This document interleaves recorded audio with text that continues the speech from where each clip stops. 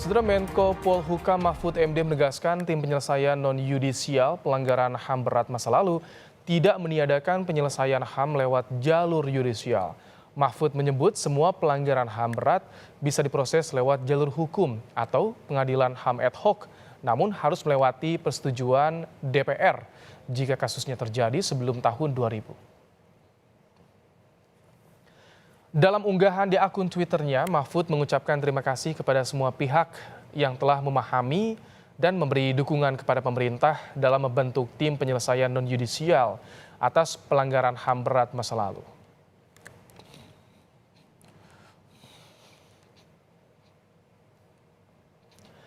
Mahfud juga menambahkan kritik pasti ada, tetapi sudah kita antisipasi. Terima kasih kepada semua pengkritik karena kritik adalah vitamin.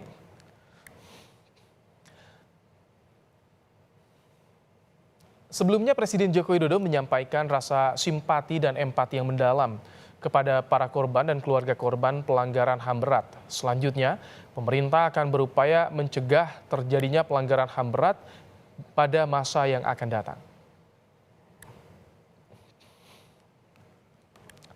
Pemerintah mengakui dan menyesalkan terjadinya pelanggaran HAM berat di masa lalu. Terkait hal ini, pemerintah berusaha memulihkan hak korban hingga berupaya agar pelanggaran HAM berat tidak lagi terjadi di Indonesia di masa yang akan datang. Lantas bagaimana cara pemerintah mengimplementasikannya hingga menepis keraguan sejumlah pihak? Untuk membahasnya sudah bergabung bersama kami Menko Polhukam Mahfud MD. Assalamualaikum, selamat petang Prof. Mahfud. Selamat petang Ibrahim. Baik. Prof, jadi bagaimana sebetulnya upaya pemerintah untuk menindaklanjuti kasus HAM berat? Kompensasi bagi korban maupun keluarga korban, Prof? Ya, kita ikuti keputusan negara itu memutuskan itu harus diselesaikan. Biasanya TAP MPR dan undang-undang ya. TAP MPR menyatakan diselesaikan melalui pengadilan dan melalui non pengadilan. Undang-undang juga menyatakan gitu. Upaya melalui pengadilan sudah lama dimulai, tetapi nggak pernah berhasil ya, karena memang buktinya udah nggak ada gitu ya. Bukan soal apa namanya ya, faktanya sih ada tapi buktinya kan tidak ada gitu, sehingga semua yang diajukan tuh oleh pengadilan dikalahkan semua. 30 terdakwa itu dibebaskan oleh hakim semuanya. Nah, sisanya terus sampai sekarang diupayakan dan tidak ada daluarsanya ya, jadi tidak menghentikan proses yudisial. Nggak mungkin kita hentikan. Lalu yang non yudisial juga melalui undang-undang KKR dibatalkan karena banyak yang curiga KKR itu dianggap untuk memberikan maaf atau meminta maaf terhadap kelompok yang salah gitu, sehingga pada waktu itu undang-undang KKR yang sudah jadi oleh Kiai Yusuf Hasim dari Tebu Ireng itu di judicial review dan dibatalkan oleh MK.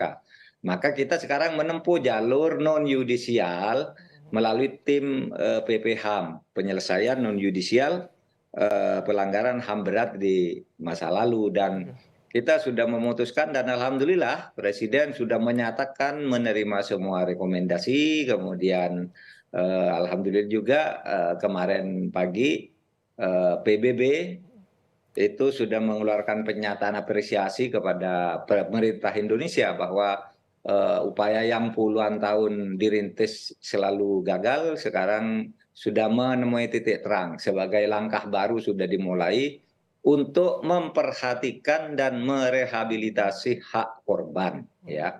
Ini korban yang jadi fokus kita, bukan pelaku. Karena kalau bicara soal pelaku amat sangat sulit dan itu hanya pengadilan yang bisa memutuskan. Kita cari korbannya lalu kita rehabilitasi kerusakannya, apakah itu kerusakan mental, ekonomi, Baik. politis, dan sebagainya kita rehabilitasi. Detailnya seperti apa, Prof? Kan tadi kalau di yudisial memang ada banyak kendala. Nah, non Ya. yudisial ini seperti apa agar memastikan rasa keadilan, Prof, bagi korban dan juga keluarganya. Dan tadi sebetulnya sudah ada apresiasi dari Komisi Tinggi HAM PBB ya, Prof ya. Ya, banyak sekali ya yang bisa kita lakukan, masalah restitusi misalnya korban keturunan satu peristiwa keturunan orang PKI misalnya ya, itu kan banyak jadi korban, misalnya dipecat, tidak boleh bekerja dan sebagainya, lalu mengalami penderitaan yang berkepanjangan. Ya kita selesaikan, kita berikan hak-hak politiknya. Itu sudah mulai sebenarnya. Kemudian misalnya korban kasus dukun santet di Banyuwangi sekitar 140-an orang itu lulu dibunuh dengan keji dengan alasan tukang santet, padahal pimpinan pondok pesantren, pimpinan madrasah itu kan keluarganya hancur sekarang, berantakan. Ya kita perbaiki, ada yang kampung rusak, kita perbaiki kampungnya. Kemudian sediakan macam-macam pembangunan dari PUPR, dari Kementerian Sosial, nanti dari Mendikbud, yang semuanya khusus ditujukan untuk menyelesaikan atau merehabilitasi korban, ya. Saya bicara korban pelanggaran HAM berat ini gitu. Prof, Dan itu akan segera dimulai. oke. Banyak yang mengapresiasi langkah ini, Prof. Tapi tak sedikit juga ya, Prof, ya, yang meragukan. Nah, bagaimana tanggapan dari pemerintah terhadap yang meragukan soal penyelesaian lewat non-yudisial ini, Prof? Ya tidak apa-apa, karena sebelum kita melangkah juga sudah mendiskusikan, ya. Mendiskusikan nanti yang akan meragukan kira-kira si A, si B, si C, kita sudah nyebut lah seperti LBH, kontras, kira-kira kita sudah hitung, Amnesty Internasional, apalagi gitu ya. Itu biasa, udah sejak dulu apapun yang kita lakukan sudah diprotes. Nggak apa-apa, itu bagus, kita senang ada kelompok yang seperti itu, nggak kita musuhi.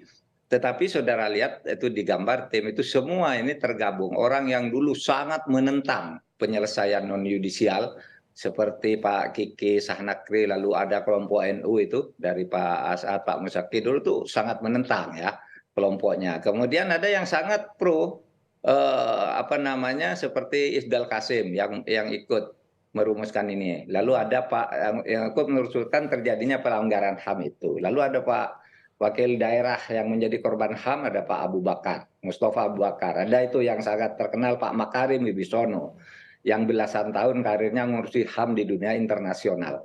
Nah akhirnya kan ini diterima bukan hanya oleh publik Indonesia, tapi oleh dunia internasional melalui Komisi Tinggi, Komisi Tinggi Hak Asasi Manusia, Perserikatan Bangsa-Bangsa yang berpusat di Jenewa. Dulu puluhan tahun kan selalu dimunculkan dari situ. Sekarang muncul dari situ bahwa apresiasi terhadap pemerintah Indonesia gitu. Sehingga kita sekarang bisa teruslah bekerja, nggak usah tersandera oleh hal-hal yang seperti itu secara terus-menerus. Prof, ada banyak pelanggaran HAM berat yang diakui dan disesali oleh pemerintah di masa lalu tentunya, Prof. Apa langkah hukum yang paling dekat yang menjadi prioritas penuntasannya, Prof? Kasus apa, Prof?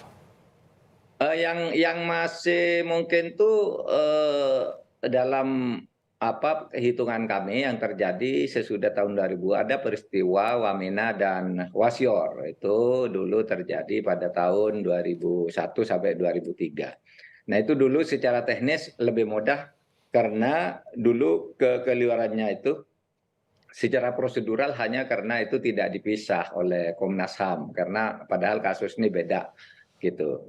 Tapi diminta diperbaiki dulu agar dipisah. Nah yang lain-lain itu terjadi sebelum tahun 2000 itu agak sulit, ya, untuk diselesaikan. Karena itu buktinya sambungan antar bukti itu dari Komnas HAM menurut Kejaksaan Agung tidak bisa. Anda jangan, masyarakat jangan curiga Kejaksaan Agung tuh sengaja tuh ndak mau, ndak berani, ndak juga. Karena dulu pada tahun 2004 atas inisiatif Presiden SBY diangkat Abdul Rahman Saleh yang sebelum menjadi Jaksa Agung termasuk orang yang paling keras agar pelanggaran HAM berat ini diselesaikan. Nah ketika Pak Abdul Rahman Saleh jadi Jaksa Agung pun tidak bisa, dia sendiri menyerah pada akhirnya sampai beliau berhenti juga tidak ada yang bisa diselesaikan gitu, karena memang bukan karena tidak mau, secara hukum yang ditemukan oleh Komnas HAM itu tidak bisa dilaksanakan menurut hukum acara yang harus ditempuh. Misalnya kalau menentukan tahun tertentu terjadi kejahatan HAM berat seperti ini, pelanggaran HAM berat, harus ada pelakunya siapa, bagaimana melakukannya, korbannya apa sudah divisum, dikuburkan di mana, siapa saksinya, itu semua sudah tidak ada karena terjadinya udah lama. Baik. Ada yang tidak lama tapi juga jejaknya udah hilang gitu. Baik. Seperti tahun 65 kita mau mencari siapa? Gitu. Udah lama itu tidak bisa artinya, Ustaz. Baik. Lama udah 60 tahun lebih. Prof, jika tadi bukan fokus pada pelaku tapi pada korban, jadi nanti bentuk kompensasi pada korban, keluarga korban itu seperti apa sih, Prof? Ada 12 macam kemungkinan yang bisa kita lakukan. Kalau misalnya dulu korban diberhentikan dari pekerjaannya, ya kita diberi kompensasi seakan-akan dia tidak pernah berhenti bekerja, dibayar nanti oleh negara. Itu kan banyak yang korban seperti itu. Yang rusak misalnya secara fisik rusak karena cacat atau apa, tidak bisa bekerja lagi, nanti disantuni, diberi ini apa namanya kompensasi. Lalu yang kampungnya rusak, masjidnya rusak dan sebagainya itu diperbaiki. Pokoknya semualah nanti berbagai kegiatan akan dilakukan dan ada 12 jenis kompensasi yang dicantumkan. Itu termasuk untuk korban pelanggaran HAM 65 juga, Prof? Iya, korban 65 dan supaya diingat ya, ada orang yang curiga sekali bahwa korban 65 itu nanti mau memperhatikan apa menolong korban PKI, padahal korban PKI Baik. itu padahal PKI itu salah, tapi enggak, bukan hanya korban kejahatan keganasan PKI, Baik. tapi juga ada yang warga umat Islam juga menjadi korban kan di situ karena keganasan peristiwa itu. Karena Baik. kita tidak terpaku pada tahun 65 tapi mulai dari tahun 62 di mana pelanggaran terhadap umat Islam juga di berbagai tempat sudah terjadi. Ya kita kompensasi, kita tolong ini Baik. umat kita gitu. Prof Mahfud, terima kasih untuk penjelasan dan juga upaya dari pemerintah. Semoga semakin tercerahkan soal penuntasan pelanggaran HAM berat di masa lalu ini. Terima kasih sekali lagi Menko Polhukam Mahfud MD telah bergabung dalam program Kompas Petang. Sehat selalu Prof Mahfud.